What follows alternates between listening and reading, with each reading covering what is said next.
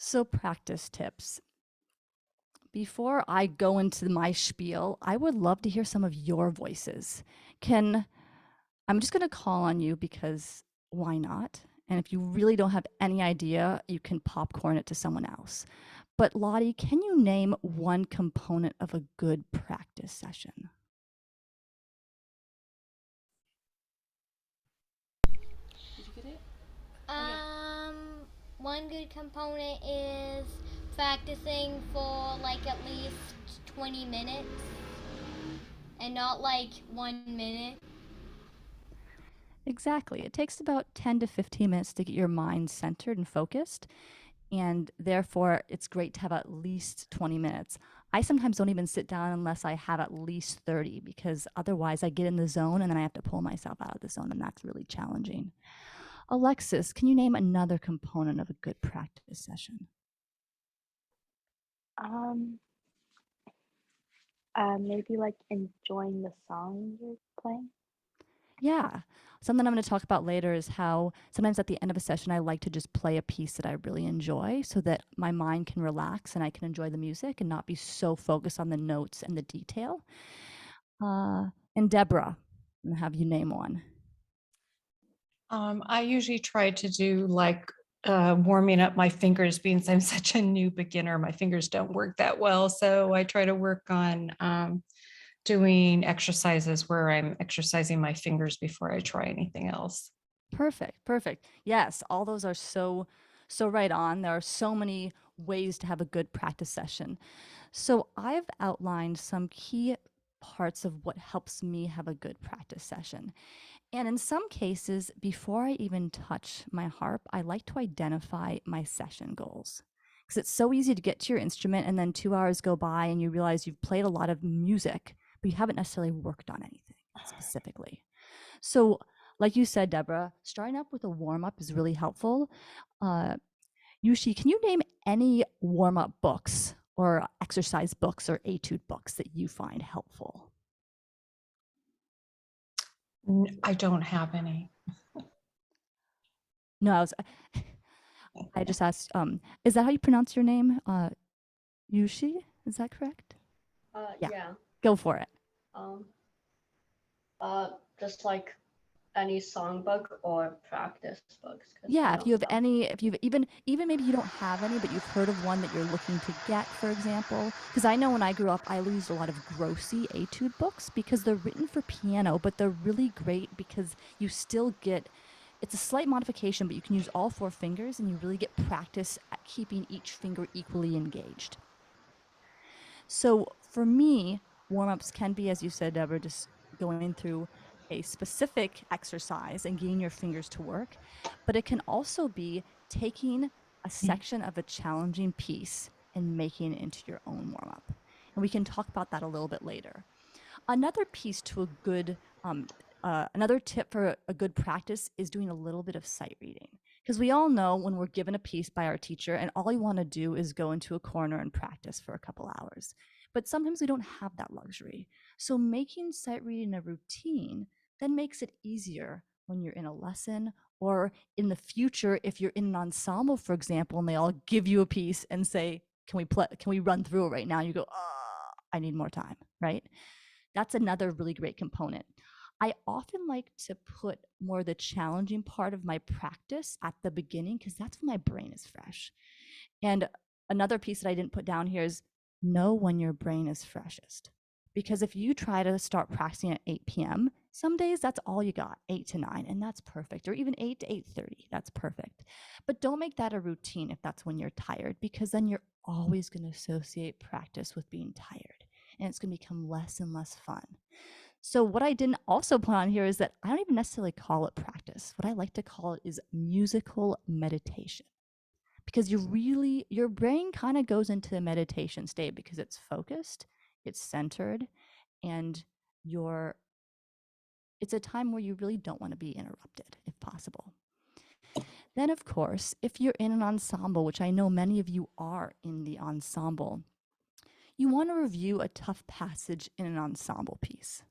That's always the next good step because now your fingers are warmed up, your brain's warmed up. Let's go into a tough passage. Then You might have a piece that you're ready to run or perform, and you're not sure if there's any place to work on. And what you'll end up doing is playing through the whole piece to see if there's any spots. And then I put down record, tune, and then listen to the recording. So now we're going to break down each of these make a plan steps so that we can really understand what does that exactly mean and how can you bring that to your everyday practice routine. So my favorite exercise, I don't know if this will show up on your screen. Let me know if it does. Can everyone see exercises for brain and fingers? So I really like this exercise, and it's not because it's super straightforward. I don't recommend you diving into it if you're super new to the instrument. But what's great about it is that it requires both hands to play at the same time, but not always to play together. And a huge part of playing harp is that sometimes we play with both hands, sometimes we only play with one hand, and sometimes we're playing with both hands, but not at the same time. So we have to keep track of what's happening. And this exercise primes your brain for that. It's simply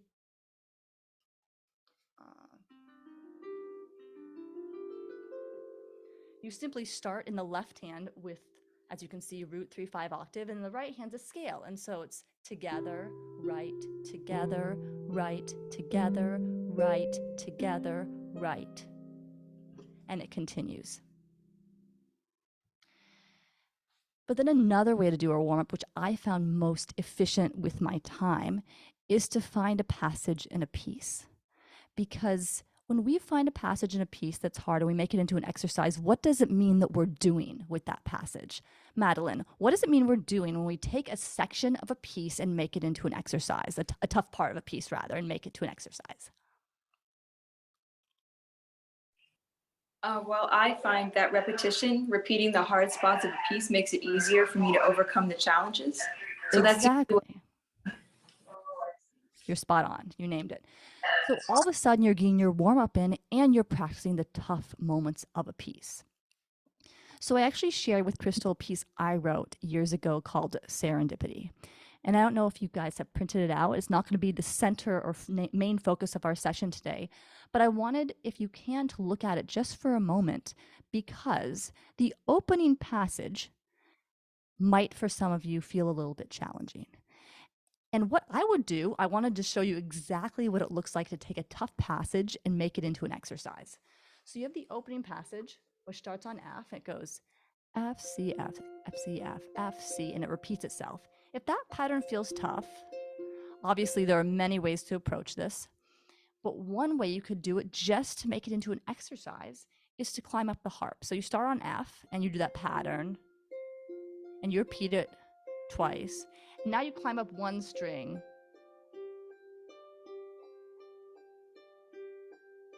and then one string again.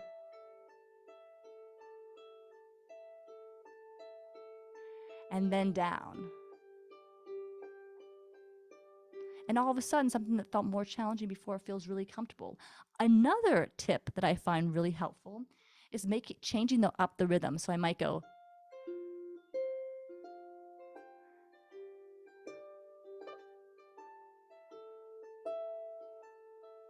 And by changing the rhythm, all of a sudden, you're learning something that's more challenging than what you're actually having to accomplish. So when you go back to what originally felt tough, it comes into your fingers much faster. So that's a really great example of how can I use my warm-up time to actually start working on a piece instead of feeling like I have to spend 10 minutes on warm-ups that have nothing to do with the music that I need to work on for this next week. Then there's sight reading. I find sight reading very helpful sometimes when your teacher, for example, gives you 3 pieces and says, this week I want you to go home and play through each of them once a day, and by the end of the week, decide which one you want to work on to perform this fall for a concert. And you're thinking to yourself, oh my gosh, okay, but what if I don't want to work on any of them? Well, you don't know yet. So having that time where you just sight read through the piece, you can then decide, do I want to add this to my repertoire? Again, sight reading is so helpful for the brain, and you might find yourself almost feeling like your brain is having to flex its muscle. But after a couple daily practices with sight reading in it, you'll find that it comes way more comfortably, faster, and then you have more access to other types of music. So now what I actually want, raise your hand if you have serendipity in front of you. Does anyone have it? Awesome. So Alexis, would you be willing to just play the opening passage? Just try for a moment, just taking the example of sight reading. Now that we've talked for a moment about that opening passage, I'm guessing that you'll find it quite comfortable. Okay. But yeah, just try just playing that opening moment, having a practice of sight reading. Is it like mm, mm,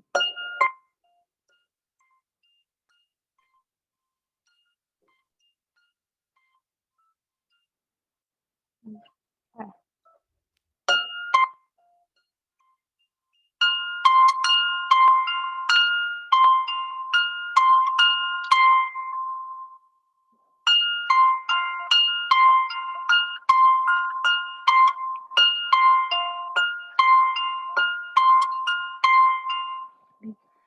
Thank you. Thank you for doing that. So right there, you get that opportunity to read the music and notice what feels comfortable in your fingers, what might feel less comfortable. So now we're going to jump to what steps can you take when you're struggling to play a passage? We already talked about taking it slowly. So what I put down here, play quarter the speed and focus on placing fingers and placing and releasing. So what I want everyone to do now is, if you have serendipity in front of you, if you can just practice, I'm going to walk you through how I would place and how I would even practice this opening passage so that your fingers get used to it. So the first step is making sure you have all three fingers placed. So you have your thumb on the F, your second finger on the C, and then your 4 on the F, an octave below that. So just for a moment, take and feel this shape. Then what I want you to do is take off your third finger and just feel the shape of the 1 and 2. Why is that important? Because as you're playing this opening passage, the first 2 times you play it, it's thumb 2, 4, you replace, and then you repeat thumb 2, 4. But the third time you play, you only play thumb 2. So if you can get really comfortable with those shapes in your fingers, and remembering, as you all know with harp, placing is as important as the notes. If you're perfect with the notes but you're not placing, it will be really hard to play. So what I want everyone to practice doing is place all 3 fingers. Now close each finger individually. And before you play your 4th finger, because we don't want to leave the harp, you're going to place your thumb. Then you're going to place 2, 4 at the same time and repeat that same passage. And the third time, you're only going to place the 2. And then you come back to the 1. So you oscillate between the 1 and 2. So let's do that a couple times through. And this is just an opportunity to actually practice what we all know is more important than anything else, which is, if you want to play fast, you have to play slow. It's counterintuitive. But every time I slow down, yes, this happens on a daily basis in my own life. Every time I slow down, I learn way faster. But it takes so much focus and so much patience that you have to be very kind to yourself. And sometimes I even notice when my brain can't take anymore and I just close my eyes, or I stand up and walk around the room. Those are all important practice tips as much as making the notes happen are. But now let's take a moment. Everyone has your fingers on the harp. And now let's just practice. Close your thumb, 2, and now place the thumb. Close the 4, and now replace 2 and 4. And now just 2. So I'm going to play it a couple times, and you'll catch on the more I play it. So it's thumb, 2, 3, thumb, 2, 4, thumb, 2, thumb, 2, 4, thumb, 2, 4, thumb, 2. And after doing this, I'd say 5 or 6 times, it should be in your fingertips, so you can actually increase the speed, double it rather. So, and you don't have to change anything that you're doing. You just have to relax your fingers and your mind and trust your... Now watch me trying to talk and play at the same time. We all know that can be challenging. So let's see. I would notice Alexis had that in her fingertips. You want to try playing it again? We can see the effects of practice tips paying off right now. You want to try it again, Alexis? Yeah, sure.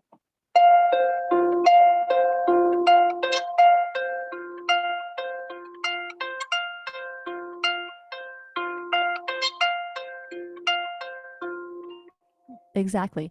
So I'd still say another thing to think about is you might one day be practicing it, take it slowly, then speed it up and have it perfect. But remember, you might come back to it the next day and it's no longer perfect. So what do you think you do if you come back the next day and it doesn't sound like it did the day before? Lottie.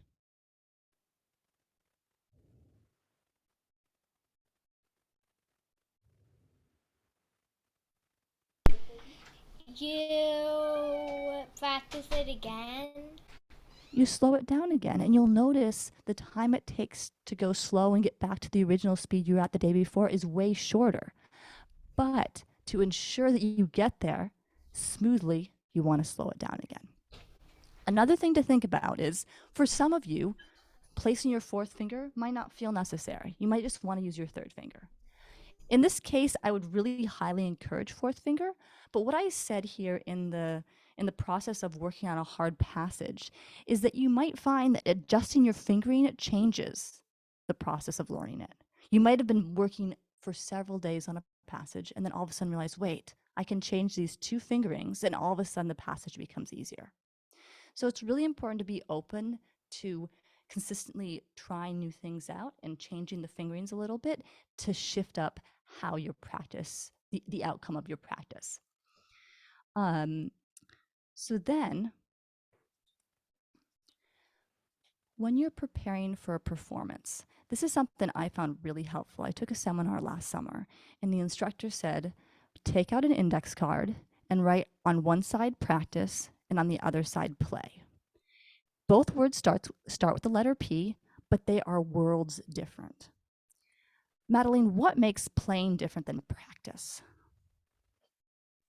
Practice is more of a structured repetition of troubled spots, and it's kind of meant to help you get better, while playing is just playing freely and you enjoy it more. At least I do personally. Exactly. So, as Kristal is giving you every single time you have these workshops and meetings, you get an opportunity to play for others. Another way to know where your tough spots are is just to turn that index card that you create for yourself to the word play and play through the song. And for some reason, when all of a sudden you have to play through the entire song from start to finish, the little places that seemed okay the last time you played through it, all of a sudden they might fall apart a little bit.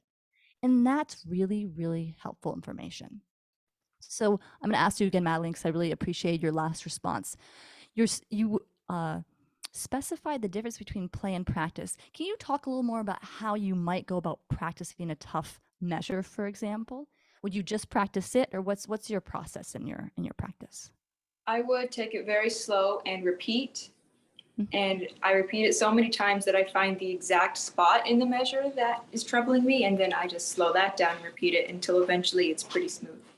Yeah, exactly. That is a great way of approaching it. Something I've also found very fun in my journey of practice is you start out just on the measure and then you grow further and further outwards. So you look at the measure before and then into the measure after that. So you might start with a measure, then you'll do a 4-bar phrase, and then you'll go all the way from the transition section into the 4-bar phrase that then goes into the measure. And it's always helpful. We might find that an isolated measure is really comfortable, but for some reason, when we know that measure that's challenging is coming up, all of a sudden the notes that felt super easy become challenging. So we really have to tighten the bridges between all the possible moments of concern all the way up to the moment that is most challenging for us. So in your next practice session, everyone, make sure that when you're thinking about a measure that isn't working well, to first practice it, go through it slowly several times, and then go back a measure and play those 2 measures. Then go back another measure and add up until you almost have played through an entire line leading up to that part. And then go the other direction where you start with the challenging part and then you continue on and see what happens in the measures that follow it. Because we want to, ultimately, we're trying to make our music bulletproof so that we can then be free to play. But to be able to do that, we don't want surprises. And I always say for every recital I do, I've played through it probably 30 times before I do the recital because I just want to have fun. And I want to know that every single possible spot is safe, especially in front of others. So then, so revisit only tough sections as you all understand. Something that is almost as useful as taking lessons is recording yourself. And I once took a course with a percussionist. It was an online course during COVID. And he said he spends about 30 or 40% of his practice time listening to recordings. And that got everyone listening because they thought, what are you talking about? You're practicing, you're working on sound. Why are you listening back to your sound? The number of hours we can practice and think we're getting the result we want. And then you record yourself, and all of a sudden your feedback loop goes from a day to 5 minutes. And you can hear the progress you're making, and you can adjust what you're doing. I like to call it the auditory diary of progress.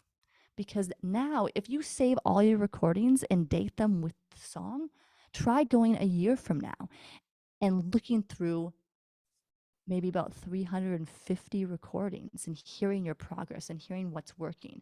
That's really good information. And that's something that no one else can do for you because, one, no one else is with you every day during your practice session that can easily record you. And two, you listen differently than anyone else does. And what might sound good to even a teacher, sometimes you want to shift it up a little bit. And it does feel good when your teacher says, oh, that was excellent. I know the feeling. But then sometimes I come home and record myself and go, oh, I'm not quite satisfied with that. I'm not sure that I like how that still sounds.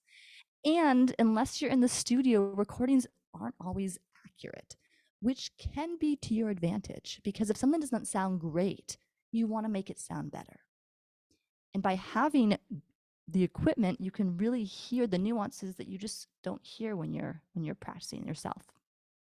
So I highly encourage you to actually make as part of your session, if it's not every day, I'd say at least once a week. Take the pieces that you're feeling most comfortable and satisfied and proud of and actually record them. And then you'll get a real picture of where you're at and where you want to go.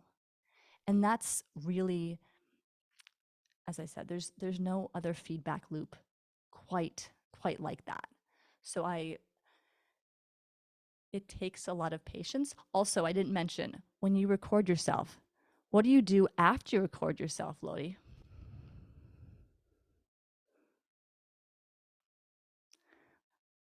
Lodi, do you want to unmute yourself and share your thoughts? Lottie? I was saying your name wrong. I'm sorry. Lottie? Yay. Oh.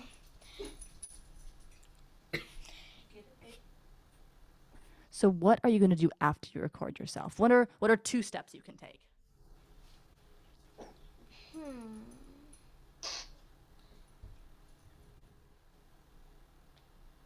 I'm thinking. So you've just recorded yourself, but do you know how you sound? What's that first step? Do it. And I guess I'm not sure what the second step is. It's okay. Does anyone else want to answer what's the second step after you've listened to yourself? What might you want to then, Deborah? What might you do after you've recorded yourself and you've listened back? How will that be helpful for you? Maybe make notes of what you don't like. Make notes of where you can improve. Exactly. So that way, when you go back to practice again, you don't find yourself forgetting what you sound like the day before. Of course, you can go back to the recording and listen to it, but there's something about listening to a recording right after you've played it, especially in the practice room where you're really just trying to get a sense of where you want to go next. In the studio, sometimes I like to take a few days after I've recorded a number of tracks because you just need a little space from the pieces. But in practice sessions, listening right back and then making notes is just so key to ensuring that you're remembering what was most present in your practice session. So now I would actually love if you have anyone has an ensemble piece or a piece that you've even shared today that you're finding. Actually, before that, I showed my plan of what I would do in a practice session. But does anyone want to add to this? Because I think it's so important. We're kind of a community in the sense that we all can learn from each other as well as learn from what I'm sharing with you today. And these are just some tips that I found really, really helpful in making sure I'm basically, as I like to say, covering all my bases, because once I know that I'm covering them, then I can feel more confident in the practice time that I do plan out for myself. But Deborah, did you notice anything here that you would like to add that you might even do and find really helpful in your practice session?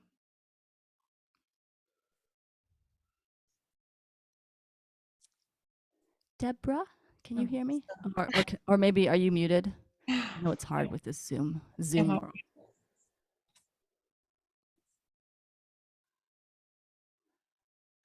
I'm going to make this clearer so you don't think it means to tune your harp. Can you hear me?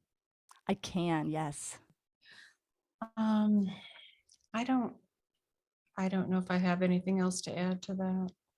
That's okay. Does anyone have anything else to add?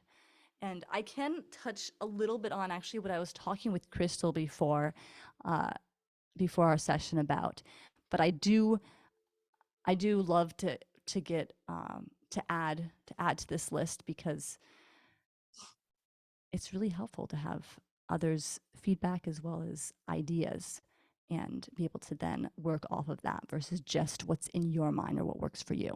So any takers? And of course, I didn't mention, now I see I did not mention what? Play a tune for pleasure. Why do you think that's important, Alexis? Because it makes practicing more fun when you're playing something that you really enjoy. Exactly. That way you know that it's kind of like eating dessert after dinner. If you're not in love with the entree or the meal, you know at least you'll get some chocolate if that's your sugar of choice. So we want to have positive associations with practice. And ultimately, that's really what's important about having a good practice plan is that you're giving yourself a balanced musical meal. And you know that no matter what comes your way, if you're given a piece to sight read, if you're having trouble working on a piece, you have the tools to navigate whatever comes your way because you know, oh, if I have this concern, this is a way I can address it, etc. What I did mention with Kristal before this workshop today was something that is hard about practice is that what do we not often see when we're looking at music? We see the treble clef, we see the bass clef, we see lots of dots. What don't we see, Madeline? Or anyone can speak up, but I like calling on someone.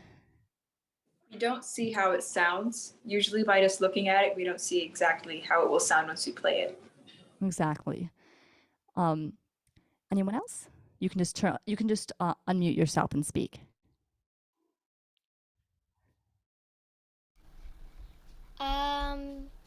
You don't easily see what the ledger lines are. Yeah, there's lots of different music gives us a sense, it gives us words, it gives us notes, it gives us the time signature and the key, but we don't get all the other information. So something else, if you are approaching a piece for the first time, something that I have not mentioned here, and that's why I made the option of adding to a practice plan. If you're approaching a piece for the first time, what is a good thing to do before you touch your harp? Go for it.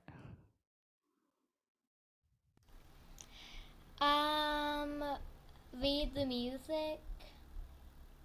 you might want to read the music. That is one helpful step. But in this case, before we even read the music, or actually not before we even read the music, while we are reading the music, what else? What other step can we do? I recently saw a really great musician that was talking about her process of learning a piece, and this was one of those first steps.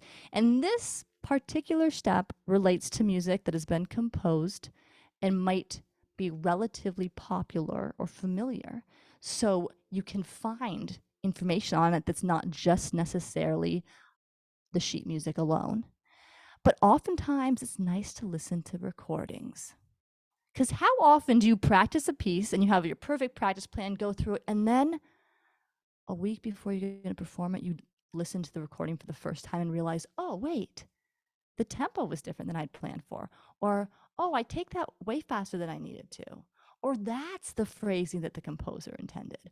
Or because oftentimes we play pieces that weren't originally written for harp, we get to hear it on a different instrument, and it brings out different qualities that we might want to try to bring out on the harp that we wouldn't even have thought about. So it's really important when you're working on a new piece in particular to actually listen to not one, but maybe 2 or 3 recordings. And you don't have to listen to it every time you go to sit down and practice the piece, but the first time, just you want to prime and set up your brain for how you're going to think about the piece itself. And once we, as Madeline mentioned, we see the notes on the page, but oftentimes we might get a word to describe the tempo or the emotion or the feeling that the composer wants you to communicate musically, but we don't necessarily know how the phrase is intended. And by listening to recordings, we can actually write in the phrasing marks, and we can actually get a sense for how to bring out the dynamics of the different passages. So we get a 3-dimensional sense for the music, because most of our practice time is 2-dimensional. We look at a sheet and we follow the sheet, right? We're not talking about when we improvise and we compose necessarily. But something that I actually didn't mention in the beginning, I think is also important, is that I'm talking about practice tips when it comes to working on a piece that's written out. But something to also consider, just like at the end of your practice session, you might play a tune for pleasure. It's also important to find time to improvise and compose. Who here composes music? Anyone? Who here improvises, which is the I almost call it the step before composing, where you're starting to create ideas, but you might not have them solidified yet. Anyone here into improvising? Yeah, you are? I improvise. You improvise? Fantastic. So in your practice plan, where would you like to put improvisation? Where does it work for you? After everything else. Yeah, so we might say improvise and compose.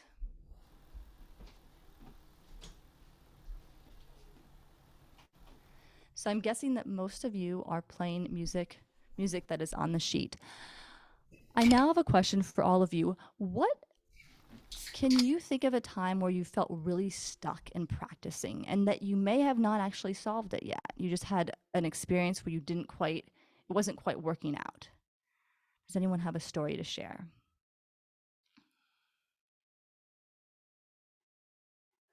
Something I know for myself is that I usually like to only practice in increments of 45 minutes.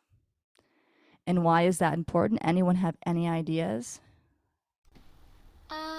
'Cause your brain will get tired out if you practice for like 4 hours.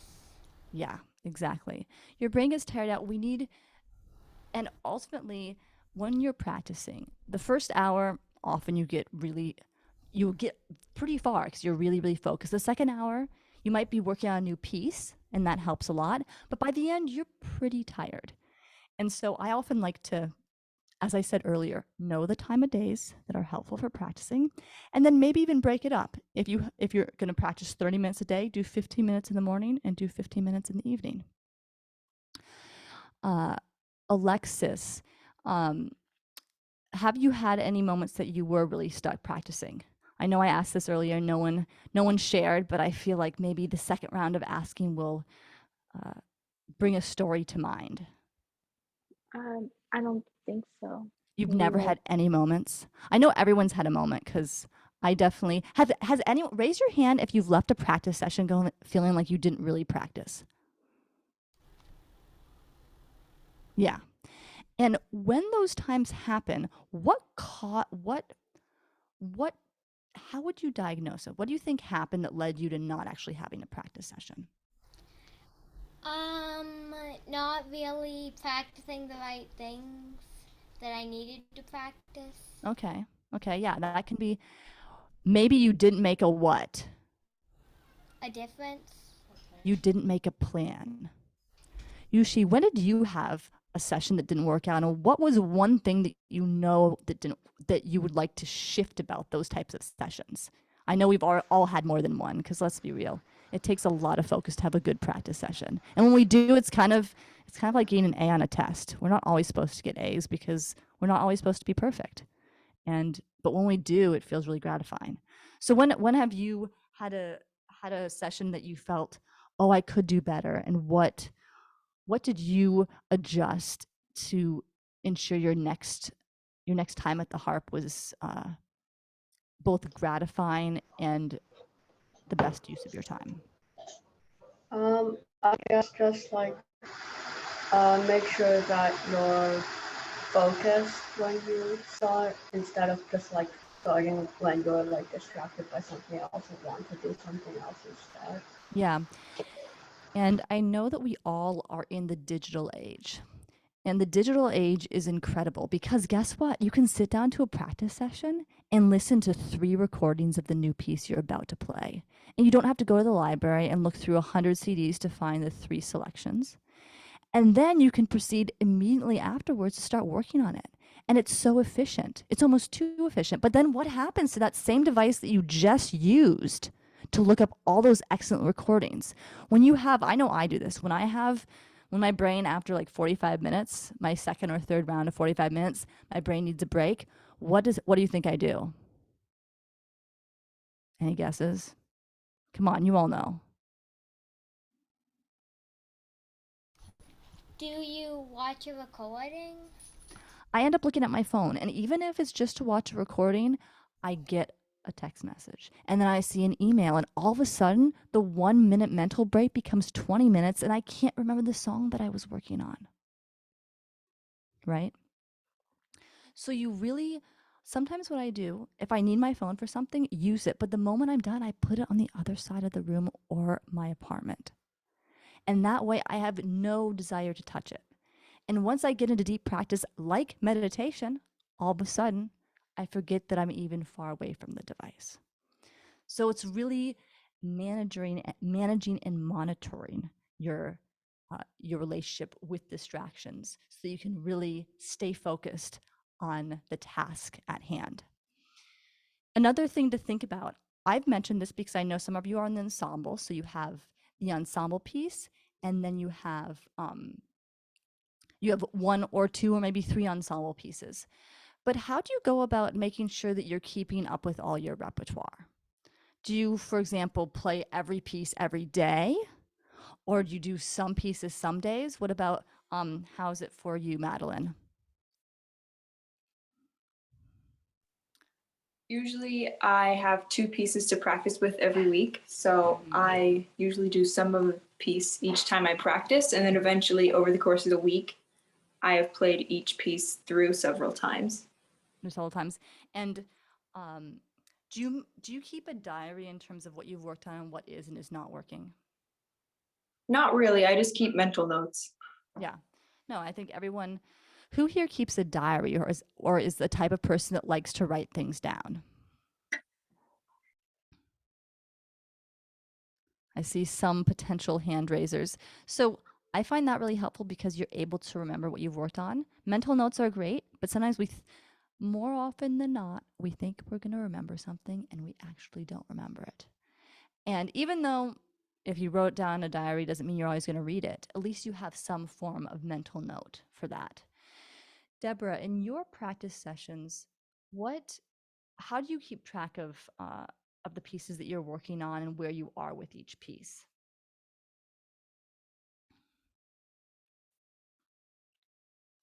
Do you have like a piece that's you're just starting working on, or do you have a piece that's feeling further along?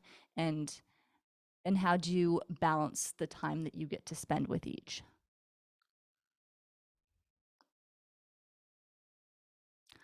You're on mute right now, but I'm excited to hear what you're going to say. It just depends. I can't really practice any long periods of time because of my back. So Yes. some days I try to just work on technique. Other days I try to work on maybe a piece. So Yeah, I don't have an organized way of doing it, to tell you the truth. that's completely fine. I actually think you've pointed to something that's very important. I put in my spreadsheet, the slideshow, all the different components to a good practice session. But it's important to know some days you're not going to do all those components.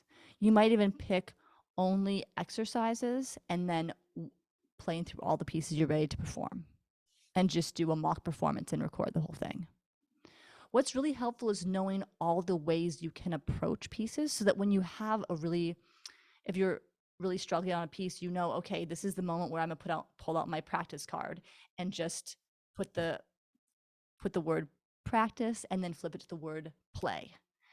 And then on other days, you'll say, okay, this is the day that I'm just going to focus on sight reading and building that skill.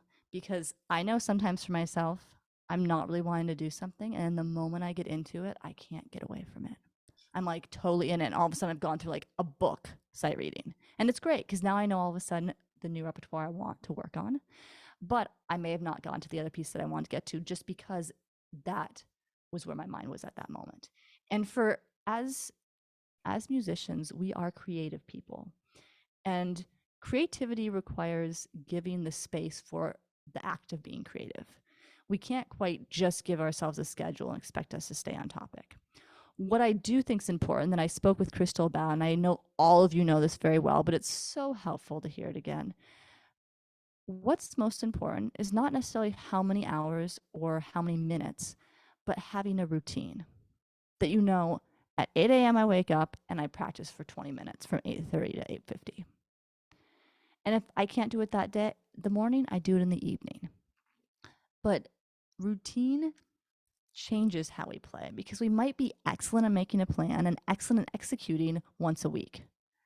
But then we find that we're still not making the progress we want to. Who here has a routine and knows what time of day they're going to practice? Because I know all of you have very busy schedules. I've been impressed. I feel like when I was a child, I did not have such a busy schedule. And now my students often tell me they have maybe 10 minutes to practice a day, if that. And I think to myself, oh, that's so hard. But who here has a routine? And actually, if everyone could share, let's just go down the line. You can even popcorn it. Who here has a routine, and share your routine? Because sometimes we hear someone else's routine and realize, oh my God, we could do that too. We didn't know it was an option. So go for it. Deborah, start because you're unmuted, and then popcorn it to someone. I have no routine. You have no routine. I have Have no you routine. ever had a routine? Because of course sometimes we have one and then it breaks. No, because it really depends on what's going on in the other parts of my life. Yeah. And so I'm just grabbing for time to practice, basically. Yeah. Have you ever experimented with committing to like 10 minutes a day for a week and see what happens? Um, I just invite that thought. Timing at a certain time. Not even. I mean, it does help to have a certain time, otherwise it easily slips. But for example, right after dinner, let's be real, we're mostly in food coma. We can't do too many things aside from maybe play some music because we're centered. Anyways, I invite you to consider trying like 10 minutes once a day and see. You might find that after a week, you're like, oh, I love this routine. I didn't know it was possible. Or you might find, oh, this does not work. But you don't know until you do it. So I just wanted to add that little thought in there. Popcorn it to someone.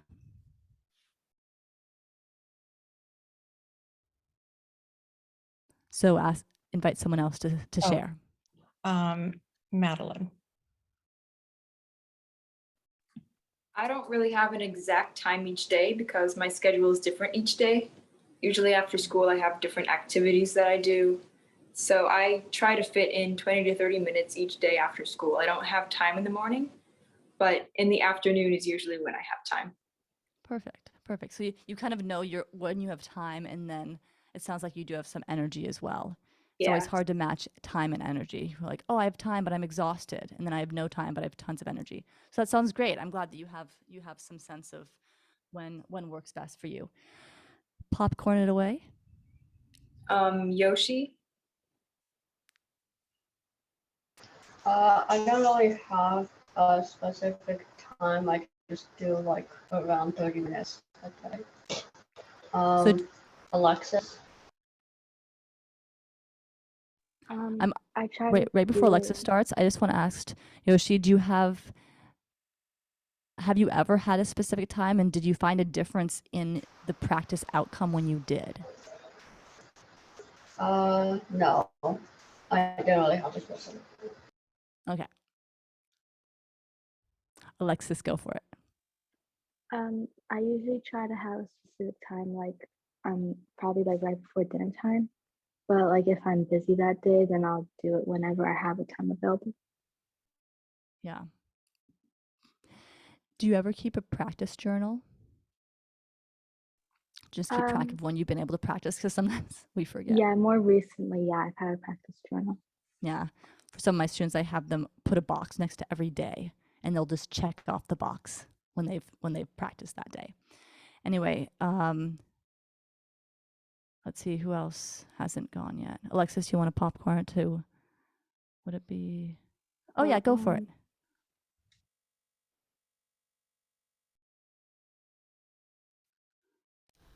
Yeah. I don't have a practice plan, but I'm planning to do one tomorrow. Yeah, I write it down. Yeah, no, it's helpful to think about it.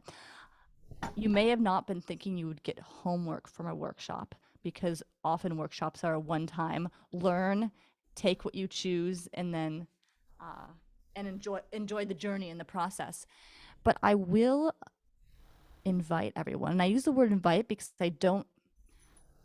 it's ultimately up to each one of you. But sometimes I, with my students, like to propose an idea and say, try it for a week. I'm not saying it's going to work for you, but you don't know until you try it. So I invite each one of you for 1 week to put together a practice plan just for 1 week and see how it works out. Notice what progress you make. Have a journal that you just write down what you're practicing, and then have a time of day that you come to the harp every day and make it consistent. Because again, for some reason, when we don't have something consistent, it's way easier for it to slip away. If your practice time is 10 minutes, if your practice time is an hour every day, that's up to you. But having that routine, you may notice, shifts the way you progress and actually makes you want to come back to the harp sooner. Because let's be real, when we're doing well with the psalm because we've practiced effectively and efficiently, we want to do it more. And that's the beauty of effective practicing. So now let's actually take a look at serendipity again. And I would love if Madeline or Alexis or Yoshi, any one of you guys, or anyone really, I would love to do a little bit more sight reading to just practice that skill, because of course I imagine no one has really practiced this piece because I didn't send it to Kristal with any instructions. So instead of asking all of you, where are the tough spots in the practice? Your job now really is I would actually put this into your practice routine for this week, going through the piece and sight reading it. It does not matter your level. We're not looking to hear music. There was a book I read once and they said a good practice session is sound. It does not necessarily mean music. So part of your practice routine this week will be going through this piece. Maybe you only get through a line a day. That's fine. You made that line and that's a success. But going through it to sight read it, and then notice what sections are really easy for you. You breeze through, you're like, oh, I played that. And then what sections catch you off guard. and you find feel really, really tough. And then I'm actually going to share the slideshow that I put together, and Kristal can share it with each one of you. And you can actually make, revise, and edit the practice plan. And if you're only practicing for 10 minutes, okay, maybe that whole 10 minutes one day will just be sight reading a line. That's perfectly fine. And then the next day, it will be working on one measure of that line that was really hard and playing it so slowly until you get comfortable with it. And then you might actually find, before you do any of this, you go online and actually find a recording of me playing this song. I can actually send Kristal one, she can send it to you, so we can actually practice these steps. Because I know for myself, if someone gives me a slew of tips and tools, they're great in theory. But if we don't practice them, it doesn't work as well. So, and you might find after a week, it's just too much. You need to step back a little bit, and that's fine too. But I love using a week as a gauge because it's feasible